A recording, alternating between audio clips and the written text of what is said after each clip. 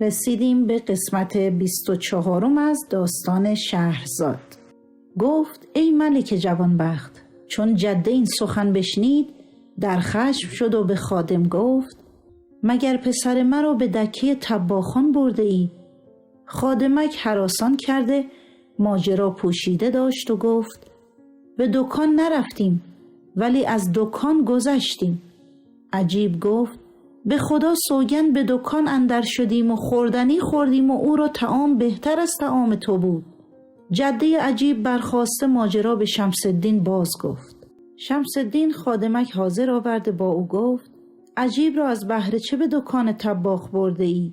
خادم از بیم خواجه گفت حاشا که من چنین کار کنم. عجیب گفت به خدا سوگند دروغ میگوید، به دکان طباخ رفته حب الرحمن را خوردیم و سیر شدیم. وزیر را خشم افزون گشت و از خادمک باز پرسید. خادم راست نگفت. وزیر با او گفت اگر سخن تو راست است بنشین و در برابر ما خوردنی بخور. خادم بنشست. 3 لقمه خورده لقمه دیگر نتوانست. در حال لقمه از دست بیفکند و گفت ای خواجه من از دوش سیرم. وزیر دانست که ایشان نزد طباخ رفتند.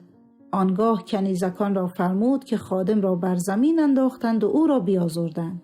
پس از آن شمس الدین گفت اکنون سخن به راستی گو. خادم گفت ای خواجه ما به دکان طباخ رفته حب الرحمن خوردیم که در تمامت عمر چنان طعام نخوردم. آنگاه مادر حسن بدرالدین در خشم شد و برآشفت. نصف دینار زر به خادم داده گفت به سوی آن طباخ شو از حب الرحمن او ظرفی خریده بیاور تا خواجه بداند که کدام یک از این 2 طعام نیکوتر است. در حال خادم به سوی طباخ رفت و با او گفت در خانه خواجه حب الرحمن پختند و ما به خوبی طعام تو گرو بسته ایم.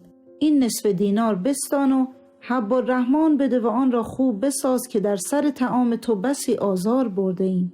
حسن بدرالدین بخندید و گفت به خدا سوگند این طعام را جز من و مادر من کس نتواند پخت و او اکنون در شهرهای دور است. پس از آن حسن بدرالدین ظرف بگرفت و حب الرحمن در آن کرده مشک و گلاب بر وی بیامیخت. خادم آن را گرفته به خیمه ها بشتابید. چون به منزل رسید مادر حسن بدرالدین ظرف طعام از خادم گرفته از آن بچشید. طعم آن بدانست و طباخ را بشناخت. فریاد برآورده بی خود بیفتاد. وزیر مبهوت مانده گلاب بر وی همی افشاند تا به خود آمد. گفت اگر پسرم زنده است این حب الرحمن را جز او کس نپخته، از آن که جز من و او کسی حب الرحمن نتواند پخت. چون وزیر سخن او بشنید فرحناک شد. در حال برخاسته بانگ بر خادمان زد و گفت 20 تن از شما به دکه طباخ شوید و دکان او را ویران کنید و بازوان او را بسته بدین مکان آورید ولی او را نیازارید. وزیر خود سوار گشته به نزد نایب دمشق شد و کتابی که سلطان مصر نوشته بود بر وی بنمود. بانی دمشق کتاب بوسیده بر چشم نهاد. پس از آن نامه را خوانده دید که نوشتند در هر ولایت که وزیر شمس الدین بدهکار خود را پدید آورد باید او را گرفته به دست وزیر سپارند. نایب دمشق با وزیر گفت بدهکار شما کیست؟ گفت مردی است طباخ. نایب دمشق خادمان را فرمود که طباخ را گرفته به وزیر سپارند. خادمان به دکه طباخ هجوم آوردند. دکه طباخ را ویران و هر چه در آن بود شکسته یافتند. حسن بدرالدین با خود گفت کاش می دانستم که در حب الرحمن چه دیده اید که مرا این حادثه روی داد. چون وزیر از نایب در گرفتن بدهکار اجازت خواسته بازگشت طباخ را بخواست. او را دست بسته حاضر آوردند. چون حسن بدرالدین را به عم خود شمس الدین نظر افتاد بگریست و گفت ای خواجه گناه من چیست؟ وزیر گفت تویی که حب الرحمن پخته ای؟ گفت آری من پختم، مرا به گناه خیش آگاه کنید.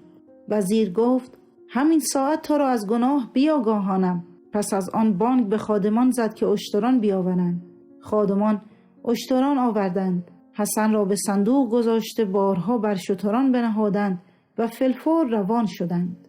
در هر شب حسن بدرالدین را از صندوق به در آورده طعام می دادند و باز در صندوق می گذاشتند و بدین سان همی رفتند تا به مصر رسیدند و در زیدانیه فرود آمدند. وزیر فرمود حسن بدرالدین را از صندوق به در آورند و نجاران خواسته به نشاندن چوب دار امر بفرمود.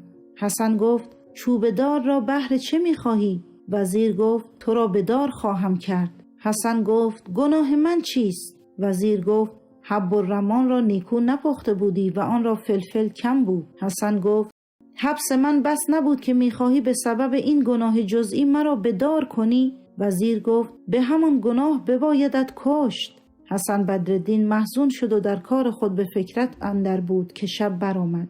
وزیر حسن را در صندوق گذاشته گفت فردا تو را بردار خواهم کرد و چندان صبر کرد که حسن به خواب رفت. وزیر سوار گشت روان شد و صندوق با او همی بردند تا به شهر در آمدند. چون وزیر به خانه خود رسید با دختر خود ست الحسن گفت منت خدای را که جدایی از میان تو و پسر عمت برداشته، اکنون برخیز و حجله بیارای و خانه را چنان فرش کن که در شب عروسی بوده. ست الحسن کنیزکان را بر این کار بفرمود.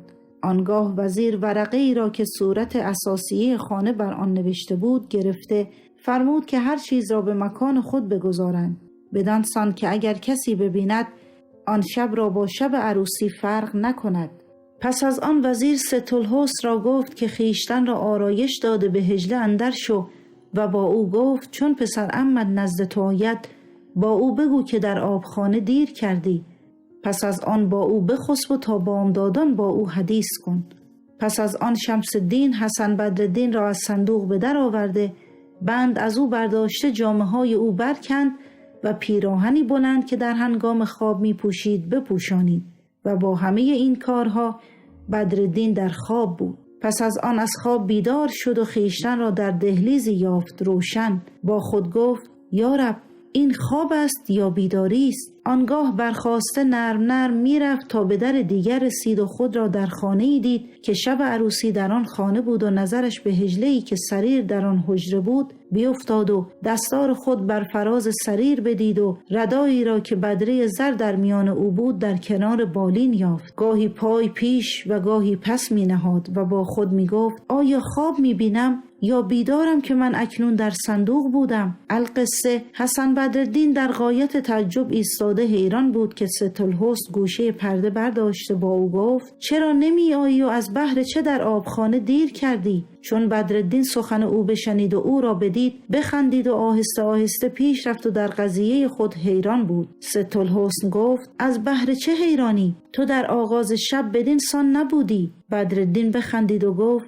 بیش از 10 سال است که من از تو غایب بودم. ست الحسن گفت این سخنان چیست؟ نام خدا به گرد خیشتن بدم تو به آبخانه رفتی. بدرالدین گفت راست میگویی، ولکن چون من از نزد تو بیرون شدم در آبخانه به من غلبه کرده. در خواب دیدم که در شهر دمشق طباخم، گویا کودکی از اکابرزادگان با خادمکی به دکان من در آمدند و مرا با او چنین و چنان در میان رفت. آنگاه حسن بدرالدین دست بر جبین مالید و اثر سنگ بر جبین یافته گفت به خدا سوگند که سخنان من صدق است، از آن که آن کودک سر من بشکست و گویا در خواب دیدم که حب الرمان پخته و او را فلفل کم بوده است. ولکن یقین دارم که در آبخانه چندین زمان نخفتم که این همه خواب ببینم. ست الحسن گفت تو را به خدا سوگند میدهم بازگو که زیاده بر این در خواب چه دیدی؟ حسن تمامت ماجرا بیان کرد و گفت به خدا سوگند اگر من بیدار نمی شدم مرا بردار می کردند. آنگاه ست الحسن بخندید و او را در آغوش گرفته با یکدیگر بخفتند. ولکن حسن بدرالدین تا بامدادان در کار خود حیران بود. علل صباح شمس الدین وزیر نزد حسن بدرالدین شده او را سلام داد. حسن را چون چشم بر او افتاد گفت تو نه آنی که مرا به جرم ناپسند افتادن حب الرمان بازوان بسته به صندوق اندر کردی و همی خواستی مرا بردار کنی؟ وزیر گفت ای فرزند حق آشکار شد و راز پوشیده هویدا گشت. تو پسر برادر منی و من این کارها نکردم مگر از بهر آن که بدانم که در شب عروسی نزد دختر من تو بوده ای یا نه. چون تو را دیدم که خانه و دستار و ردای خود شناختی دانستم که تو پسر برادر منی و اکنون بدان که من مادرت را از بصره آورده‌ام. پس از آن وزیر او را در آغوش گرفته بگریست و حسن نیز گریان شد. بعد وزیر فرمود عجیب را حاضر آوردند. حسن بدرالدین او را بدید. گفت همین است آن که سنگ بر جبین من زد. وزیر گفت این پسر توست. آنگاه حسن بدرالدین او را در آغوش گرفته گفت منم که دیده به دیدار دوست کردم باز. چه شکر گویمت ای پادشاه بنده نواز. امید قد تو می داشتم ز بخت بلند، نسیم زلف تو می خواستم ز عمر دراز. آنگاه مادر حسن پیش آمد خود را بر وی انداخت و این دو بیت برخواند. روز هجران و شب فرقت یار آخر شد، زدم این فال و گذشت اختر و کار آخر شد. آن پریشانی شبهای دراز و غم دل، همه در سایه گیسوی نگار آخر شد. پس از آن مادر حسن ماجرای خود با پسر باز گفت و شکر پروردگار به جای آورد. وزیر نزد سلطان رفته تمامت قصه بر وی فرو خواند. سلطان را عجب آمد و فرمود که این حکایت بنویسند و در خزانه نگاه دارند. پس از آن شمس الدین وزیر با پسر برادر و سایر پیوندان در عیش و نوش به سر می بردند تا آن که برهم زننده لذات و پراکنده کننده جماعات بر ایشان بتاخت. چون جعفر برمکی وزیر برمکی حکایت به انجام رسانید، خلیفه هارون الرشید گفت ای جعفر، طرف حدیثی گفتی و خوش حکایت راندی.